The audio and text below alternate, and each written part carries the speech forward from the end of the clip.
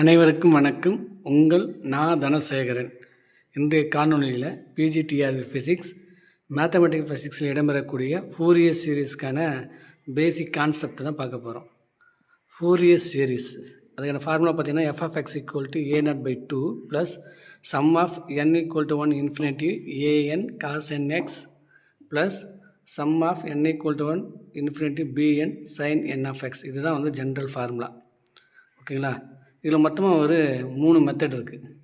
First method பார்த்திங்கன்னா limit வந்து 0 to 2π இல்லை 0 to 2l இருந்துச்சுன்னா நம்ம a0 an bn கண்டுபிடிக்கணும். மெத்தட் 2 பார்த்திங்கன்னா -π to +π -l to +l. இதில் வந்து 2 மெத்தட் இருக்குது. ஒன்று பார்த்தா ஈவனாக இருந்துச்சுன்னா நம்ம வந்து bn வந்து 0 ஆகிடும், a0 an கண்டுபிடிக்கணும். ஆட் ஃபங்க்ஷனாக இருந்துச்சுன்னா a0 an 0 ஆகிடும், bn வந்து ஃபைன் பண்ணணும். ஓகேங்களா? அதுக்கடுத்து ஈவன் ஃபங்க்ஷன் அப்படின்னா நமக்கு தெரியும், x², x⁴. ஓகேங்களா? அதுமாதிரி வந்துச்சுன்னா ஈவன் ஃபங்க்ஷன் x³ அதெல்லாம் ஆட் ஃபங்க்ஷன். அதே மாதிரி கான்ஸ்டன்ட்டு 1 a π மாடலஸ்குள்ளே வந்துச்சுன்னா எல்லாமே ஈவன் ஃபங்க்ஷன். ஓகேங்களா? அதை ஞாபகம் வச்சுங்க. ஸோ ஈவன் ஃபங்க்ஷனாக இருந்துச்சுன்னா bn வந்து 0 ஆகிடும். ஸோ சம்ஸில் வந்து கொடுத்துட்டு அது வந்து ஈவன் ஃபங்க்ஷன் கொடுத்து bn கண்டுபிடிக்கணும்னு சொன்னாச்சு, நம்ம சம்மே போட தேவையில்ல. ஈவனாக இருந்துச்சுன்னா bn கண்டிப்பாக 0வாக இருக்கும். நம்ம எதை கண்டுபிடினா a0 an மட்டும் ஃபைன் பண்ணோம். ஆட் ஃபங்க்ஷனாக இருந்துச்சுன்னா bn மட்டும் ஃபைன் பண்ணோம், a0 an வந்து என்ன ஆகிடும்னா 0 ஆகிடும். ஓகேங்களா? அதுக்கப்புறம் மெத்தட் 3. இந்த மெத்தட் 3 பார்த்திங்கன்னா ஆஃப் ரேஞ்ச் லிமிட் அப்படின்னு சொல்லுவாங்க. 0 to π இல்லை 0 to l அப்படின்னு பார்த்தோம்னா இது 2 மெத்தட் தான் இருக்கும், cosine series sine series. Cosine சீரிஸாக இருந்துச்சுன்னா a0 an கண்டுபிடிச்சா போதும், bn வந்து 0 ஆகிடும். சைன் சீரிஸாக இருந்துச்சுன்னா நம்ம bn மட்டும் கண்டுபிடிச்சா போதும், a0 an வந்து 0 ஆகிடும். இந்த 3 மெத்தடில் தான் நமக்கு லிமிட்ஸ் கொடுப்பாங்க. அதை யூஸ் பண்ணி நம்ம என்ன பண்ணலாம்னா ஆன்சரை வந்து ஈஸியாக கண்டுபிடிக்கலாம். ஸோ ஈவன் ஃபங்க்ஷனாக இருந்துச்சுன்னா bn 0 a0 an கண்டுபிடிக்கணும். ஆட் ஃபங்க்ஷனாக இருந்தால் bn கண்டுபிடிக்கணும், a0 an 0 ஆகிடும். சம் பேசிக் வந்து நமக்கு தெரியணும். cos 0 வேல்யூ 1, cos π வந்து -1, cos 2π இது வந்து பார்த்திங்கன்னா cos 0 வேல்யூ பார்த்திங்கன்னா 1, cos πனா -1, cos 2πனா +1. ஜென்ரலாக cos nπ அப்படின்னு கொடுத்துருந்தாங்கன்னா 1 - பவர் என்னன்னு எழுதுனா போதும். cos 2nπ வேல்யூனா 1, இங்கே cos nπன்னு வரணும். அப்போ cos nπ = -1 பவர் n. சைனில் பார்த்திங்கன்னா sin 0 இருந்தாலும் சரி, π இருந்தாலும் சரி, 2π இருந்தாலும் எது இருந்தாலும் வந்துன்னா என்ன நம்ம 0 தான் வரும். ஓகேங்களா? சைன் ஃபங்க்ஷனை பொறுத்த வரைக்கும்.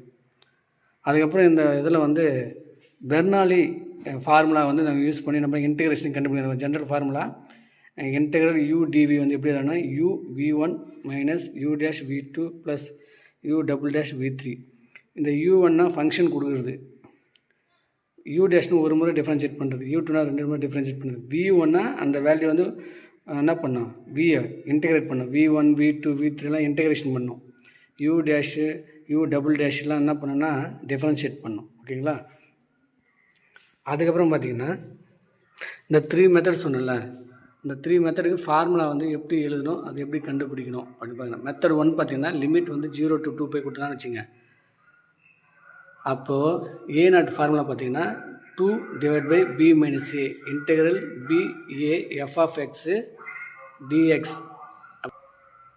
மெத்தட் 1 லிமிட் வந்து 0 to 2π இருந்துச்சுன்னா a0 வேல்யூ பார்த்தீங்கன்னா 2/b - a integral ab f(x) dx. இதில் மீனிங் என்னன்னா a வந்து 0ன்னு எடுக்கணும். ஓகேங்களா? b வந்து பார்த்தோன்னா 2π எடுக்கணும். இங்கே வருங்க 2π - 0 போட்டோன்னா 2πன்னு வரும், π கேன்சல் ஆகிடும். அப்போ என்ன பண்ணால் 1/πன்னு வரும், 2 கேன்சல் ஆகிடும், 1/πன்னு வரும். an பார்த்தீங்கன்னா 2/b - a integral a to b f(x) cos nxன்னு வரும். bn ஃபார்முலா பார்த்திங்கன்னா 2/b - a integral ab f(x) sin nx. இப்போ என்னன்னா மோஸ்ட்லி வந்து எல்லாத்துக்குமே இதுதான் ஜென்ரல் ஃபார்முலா. லிமிட்டை பொறுத்து மாறிக்கிட்டே இருக்கும். இப்போ லிமிட் வந்து 0 to 2π கொடுத்தாங்கன்னா ஏ வந்து 0 to 2πன்னு போட போகிறீங்க. அந்த வேல்யூவை சப்ஸ்டியூட் பண்ணால் நமக்கு ஆன்சர் கிடைக்கும். லிமிட் வந்து +5லேருந்து -5லேருந்து +5 கொடுத்தோன்னா இங்கே -5 போட போகிறீங்க, +5 போட போகிறீங்க. இங்கே ஆட் பண்ணோன்னா என்ன வரும் பாருங்க, 2π வரும். 2 கேன்சல் ஆகிடும். அப்போ 1πன்னு வரும். ஸோ இந்த 3 மெத்தடுக்குமே ஜென்ரல் ஃபார்முலா இது தான். இதை யூஸ் பண்ணி நம்ம என்ன லிமிட் கொடுத்துருக்கானோ ஏ வந்து ஃபஸ்ட்டு நான் லிமிட் கொடுத்துருக்கான் பாருங்கள். இங்கே 0ன்னு 0 போட போகிறோம், 2πன்னு போட போகிறோம். இங்கே வந்து -5னா இங்கே -5 போடுவோம், மேலே +5 போடுவோம். ஓகேடா, அந்த 3 மெத்தடுமே இந்த ஃபார்முலா தான் யூஸ் பண்ணுவோம். எல் வந்தால் மட்டும் ஃபார்முலா வந்து நமக்கு மாறும். அதை கரெக்டாக நம்ம பார்த்துக்கணும். f(x) = a0/2 + sum of n = 1 infinity an cos n πx/l plus sum of n = 1 infinity bn sin n x/l. இந்த எல்லுன்னு வரப்போ மட்டும் பார்த்திங்கன்னா நமக்கு என்ன வரும்னா இந்த ஃபார்முலா வரும். என்ன வரும்னா இங்கே வெறும் sin nx போட்டிருக்கலாம், அதுக்கு பதிலாக cos n πx/lன்னு வரும். ஸோ இந்த டிஃப்ரென்ஸ் தான் நமக்கு வந்து இருக்கும். ஓகேங்களா, இதுதான் பார்த்திங்கன்னா நம்ம ஃபோரியர் சீரீஸில் ஜென்ரலாக நமக்கு தெரிஞ்சிக்க வேண்டிய ஃபார்முலாஸ்லாம்.